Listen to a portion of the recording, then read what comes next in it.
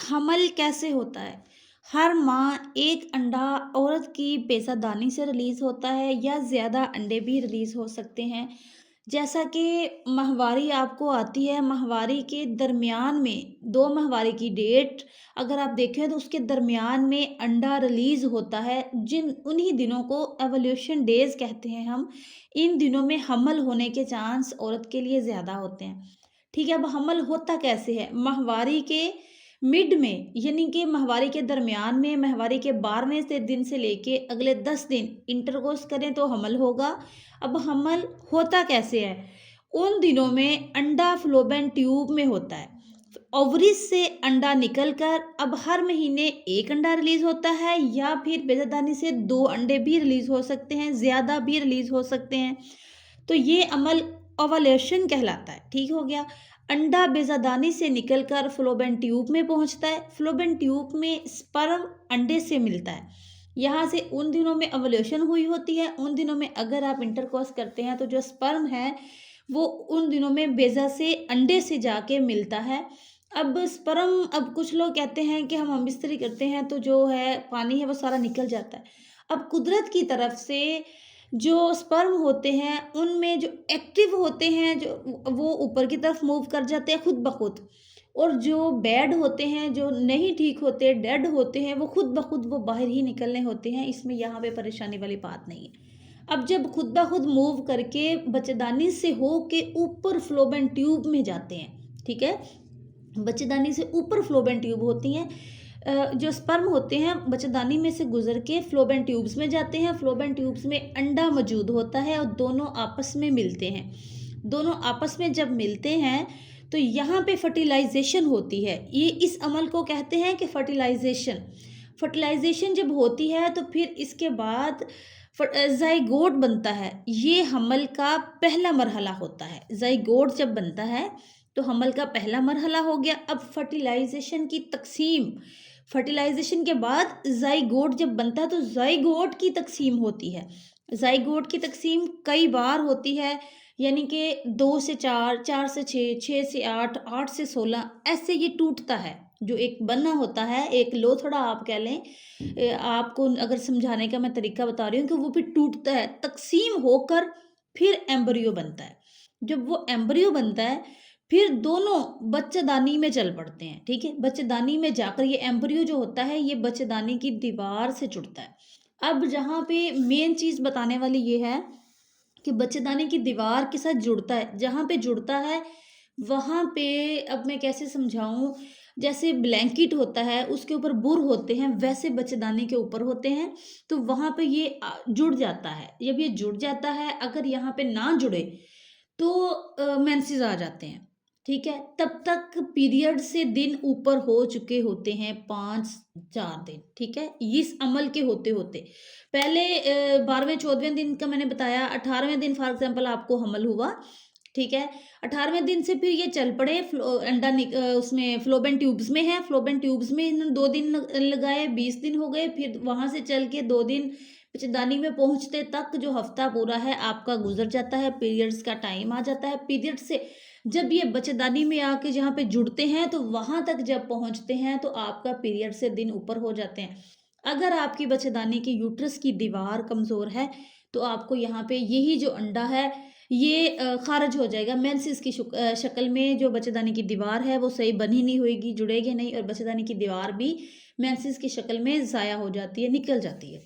तो इसलिए कहते हैं कि मैं उसके यूट्रस की दीवार बनाने के लिए सबसे पहले तो आपको डाइट की ज़रूरत है, अच्छी ताकत की चीज़ें खानी है, सप्लीमेंट्स खाने हैं। ये मैं सारी चीज़ें आपको बताती हूँ कि आपने क्या-क्या खाना है, कैसे रूटीन सेट करनी है। आगे मैं बता दूँ कि हमल हो का जो पार्ट्स रहता है, हमल होता कैसे। अब ठीक है, ये बच्चेदानी में जाकर इस दीवार से जुड़ते हैं और जुड़ने का जो अमल है उसको कहते हैं इम्प्लांटेशन कहलाते हैं। अब कहते हैं ना इम्प्लांटेशन ब्लीडिंग हुई है, इम्प्लांटेशन हो रही, इम्प्लांटेशन कैसे होती है? अब तो नाम का तो पता है, इम्प्लांटेशन ऐसे होती है जब यूट्रस की दीवार से जुड़ता है, फिर जुड़ने की वजह से हल्की सी ब्लीडिंग होती है जो कि पिंक नमा होती है।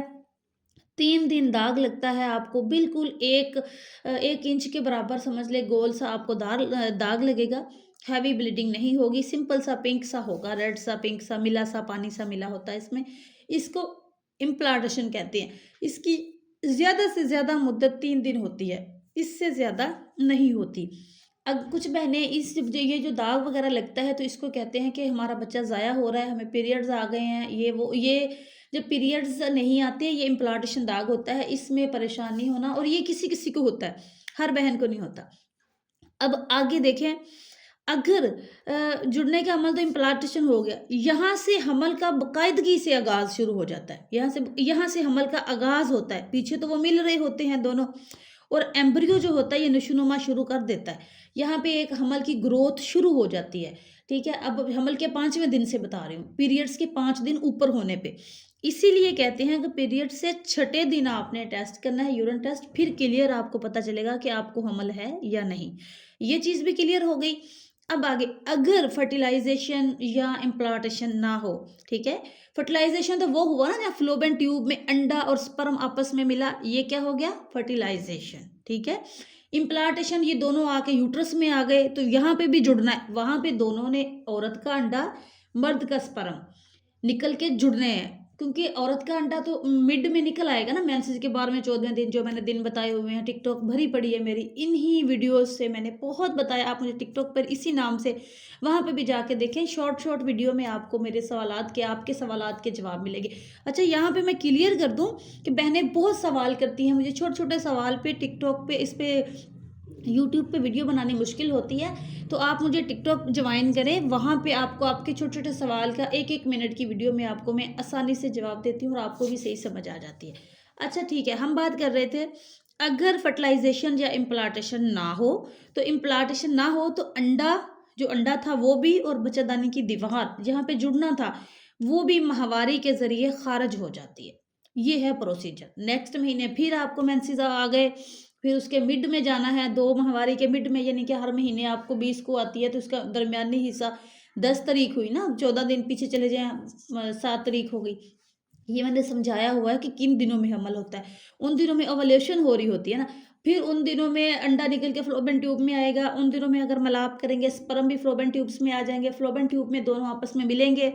फिर जब मिलेंगे तो इसको कहते हैं फर्टिलाइज़ेशन। जब फर्टिलाइज़ेशन हो रही होगी तो ये आपस में दोनों 24 घंटे वहाँ पे गुज़ारेंगे, फिर चल पड़ेंगे। चलते-चलते भी इनको हफ़्ता लग जाएगा। बड़े स्लो आके बच्चेदानी में पहुँचेंगे, बच्चेदानी की दीवार के साथ फिर जुड़ेंगे। अगर वहाँ पे कोई मसला हुआ, बच्चेदानी की दीवार कमज़ोर है, तो भी बच्चा हमल नहीं होगा। अंडा कमज़ोर है, तो भी हमल नहीं होगा। स्पर्म कमज़ोर है आपके हस्बैंड के, देखो तीनों काम हो गए ना। अंडा भी चाहिए, कमज़ोर है तो हमल नहीं होगा। स्पर्म कमज़ोर है तो हमल नहीं होगा। अब आपको यहाँ पे बच्चेदानी की यहाँ पे दीवार के साथ जुड़ना है, अगर वो कमज़ोर है बच्चेदानी, फिर भी हमल नहीं होगा। अब मुझे लगता है कि मेरी बहनों को समझ आ गई होगी हमल कैसे होता है। अब अंडा कमज़ोर है, या आपके स्पर्म हस्बैंड के कमज़ोर है, या बच्चेदानी कमज़ोर है, ये सेम चीज़ है। इसीलिए आपने देखा होगा, डॉक्टर के पास आप जाते हैं इलाज करवाने के लिए, सबसे पहले आपको ताकत की दवाई दी जाती है, क्योंकि ये कमज़ोरी की वजह से, ताकत होगी तो बच्चेदानी में ताकत आएगी। आपकी बॉडी को ताकत चाहिए, साफ लफ्ज़ों में बता रही हूँ ताकि मेरी बहनें कंफ्यूज ना हो, मेरी बहनों को आसानी से समझ आ जाए। आपने, अगर आप हमल चाहती हैं, सबसे पहले कंसीव करने से पहले आपने अपनी डाइट अच्छी करनी है, ठीक है? हेल्दी डाइट लेनी है। खजूरें खाएँ, बादाम खाएँ, अखरोट, काजू, ड्राई फ्रूट्स खाएँ, फ्रेश फ्रूट्स खाएँ, फ्रेश जूसेस पिएँ, और इसके अलावा दूध पिएँ। इसके अलावा रेड मीट, चिकन, फिश वगैरह, अपनी डाइट को एक बार अच्छी कर लें। इसके साथ-साथ जिस डॉक्टर के पास जा रहे हैं, वहाँ से multivitamin, iron, calcium, vitamin D, iron की कोई भी आप जाके मेडिकल स्टोर से अच्छी मेडिसिन ले लें, विटामिन डी की 1 गोली ले लें, डेली की दूध के साथ। हाँ, यहाँ पे क्लियर कर दूँ, आयरन और विटामिन या कैल्शियम इकट्ठे नहीं खाने। कैल्शियम और विटामिन इकट्ठे खा सकते हैं। खून बनाने वाली गोली और कैल्शियम बनाने वाली गोली इकट्ठी नहीं लेनी आपने। एक सुबह, दूसरी दोपहर। कोई भी गोली है, आप 3 घंटों का वक़्फ़ा इस गोलियों में कर लें। ठीक हो गया? इसके साथ-साथ आपने वॉक करनी है, अपनी नींद पूरी करनी है, स्ट्रेस लेवल थोड़ा-सा कम कर देना है। मोबाइल यूज़ जो बहुत ज़्यादा करते हैं, 24-24 घंटे मोबाइलों पे रहते हैं, या पीसी का कोई ऐसा काम है तो वो भी थोड़ा-सा कम करना है। या फिर वो एक चश्मा मिलता है जिसमें आपकी आँखों में रेड लाइट नहीं जाती है, तेज़ रोशनी नहीं जाती, वो इस्तेमाल कर लेनी है, क्योंकि वो तेज़ रोशनी जब जाती है तो दिमाग में ना स्ट्रेस की तरह एक हार्मोन रिलीज़ होता है, जिसकी वजह से कंसीव करने में प्रॉब्लम होती है। इसके अलावा आपने 2 टाइम वॉक करनी है, और अपनी वो जिसको नाफ ठीक करवाने वाली मालिश कहते हैं ना, वो मालिश करवानी है। उसका नाफ तो एक ही जगह पे फिक्स होती है, लेकिन उसको मालिश करवाने का आपका मकसद ये होगा कि वो आपकी जो बच्चेदानी होगी वो ठीक हो जाएगी। उम्मीद करती हूँ कि मेरी वीडियो समझाने से आप लोगों को समझ आई होगी। जिस बहन को समझ आई है वो मुझे कमेंट करके ज़रूर बताएँ। बहुत मेहनत से वीडियो बनाई है कि मैं काश कि मैं आप लोगों को समझा सकूँ। अगर समझ चुके हैं तो मुझे बताना लाज़मी है आपने। और प्लीज़ यहाँ पे आपने सब्सक्राइब भी करना है, कमेंट भी करना है, लाइक भी करना है और इसी नाम से हेल्थ विद सीएमडब्ल्यू के नाम से मेरी टिकटॉक है, वहाँ पे भी मुझे लाज़मी जॉइन करना है। आप लोगों से रिक्वेस्ट है। Thank you. अल्लाह हाफ़िज़।